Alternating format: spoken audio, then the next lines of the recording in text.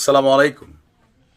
আজকে দৈনিক জনকণ্ঠের একটা সম্পাদকীয় দেখে অনেকের কাছে প্রশ্ন উঠেছে যে আসলে আওয়ামী লীগকে নিষিদ্ধের যে দাবি উঠেছে, জাতীয় নাগরিক পার্টি বা আরও বিভিন্ন প্রতিষ্ঠানগুলো দাবি করছেন, সেই দাবি কি ডক্টর মোহাম্মদ ইউনূসের সরকার পূরণ করবে, নাকি এই বলটা তিনি রাজনৈতিক দলগুলোর কোর্টে ঠেলে দিচ্ছেন? সম্পাদকীয় যে মতামতটা আছে সেখানে গুরুত্বপূর্ণ কয়েকটা অংশ হচ্ছে যে ডক্টর মোহাম্মদ ইউনূসের সরকার আওয়ামী লীগকে নিষিদ্ধ করবেন না, এবং এই যে আওয়ামী লীগকে নিষিদ্ধ করা যাবে না বা করবেন না, এটার দায়ভার বেসিক্যালি বিএনপির কাঁধেই বর্তাতে যাচ্ছে। কেননা নির্বাচন প্লাস বিচার দুইটা কিন্তু সাংঘর্ষিক। কেন সাংঘর্ষিক?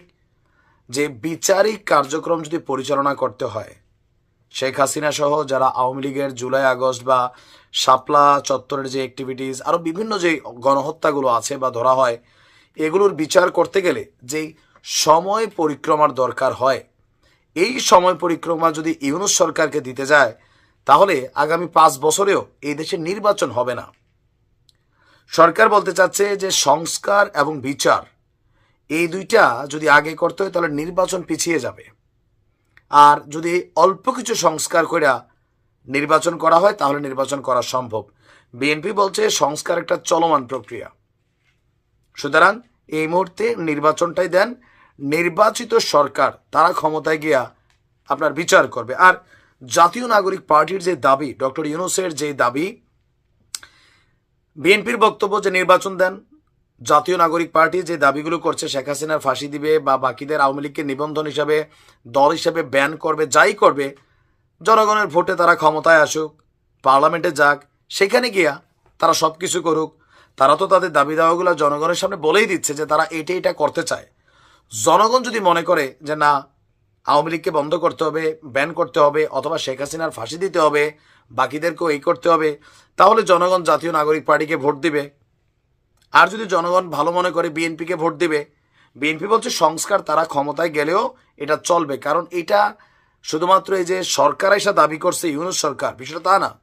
বিএনপির বক্তব্য ইউনূস সরকারের যে সংস্কার, এই যে একবারের বেশি 2বার প্রধানমন্ত্রী না, এগুলো বিএনপির পুরানা বক্তব্য, এখানে নতুনত্ব কিছু নাই। সংবিধানও যেই গুরুত্বপূর্ণ সংস্কারগুলো আছে, রাষ্ট্রপতির ক্ষমতা ভারসাম্য, প্রধানমন্ত্রীর ক্ষমতা ভারসাম্য, আরও যে বিভিন্ন বিষয়গুলা, এগুলা তারা তাদের পুরনো যে 31 দফা বা 20 দফা বিভিন্ন সময় যে সংস্কারের দাবি তারা তুলেছিল আরও বেশ কয়েক বছর আগে, তারা এটা করবে। প্রত্যেকটা রাজনৈতিক দল নির্বাচনের আগে তাদের নির্বাচনী ইশতেহার প্রকাশ করবে। নির্বাচনী ইশতেহার দেখে জনগণ সিদ্ধান্ত নেবে যে এই দেশে আগামী দিনে তারা কাকে ক্ষমতায় আনবে, তাদের চাওয়াগুলা কোন দলের ইশতেহারে আসলে প্রকাশিত হবে। ডক্টর মোহাম্মদ ইউনূস তিনি আওয়ামী লীগের নির্বাচন নিয়ে গত কয়েকদিন আগে বিবিসিতে তার সাক্ষাৎকারে বলছিলেন এটা আওয়ামী লীগ সিদ্ধান্ত নিবে।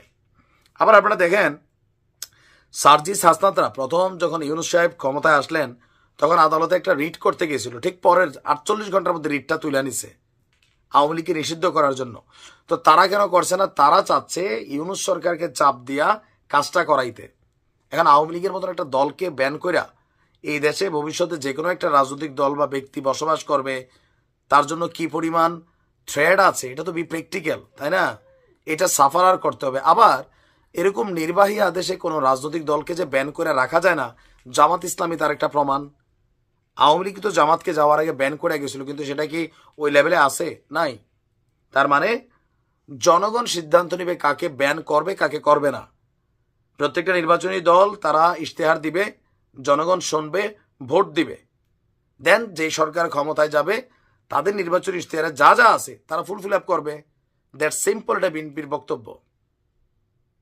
আওয়ামী লীগকে নিষিদ্ধ করা, এটার পক্ষে ডক্টর আসিফ নজরুল ইসলাম ক্ষমতায় আসার পরপর বলছিল তিনিও চান না দল হিসেবে আওয়ামী লীগকে নিষিদ্ধ করা হোক। ডক্টর ইউনূসও চান না, বিএনপিও চায় না, জামাতও কৌশলী বক্তব্য দিচ্ছে, তার মানে আওয়ামী লীগ নিষিদ্ধ হচ্ছে না। এখন বিচারিক বিভাগের মাধ্যমে, আদালতের মাধ্যমে, এগুলা বহুত পরের বক্তব্য। ফাইনালি আওয়ামী লীগকে আসলে নিষিদ্ধ করা হবে না। তবে হ্যাঁ, শেখ হাসিনা সহ আর বাকি যারা আছে তাদের বিচার হবে, জেল হইতে পারে, সাজা হইতে পারে। ভালো থাকুন।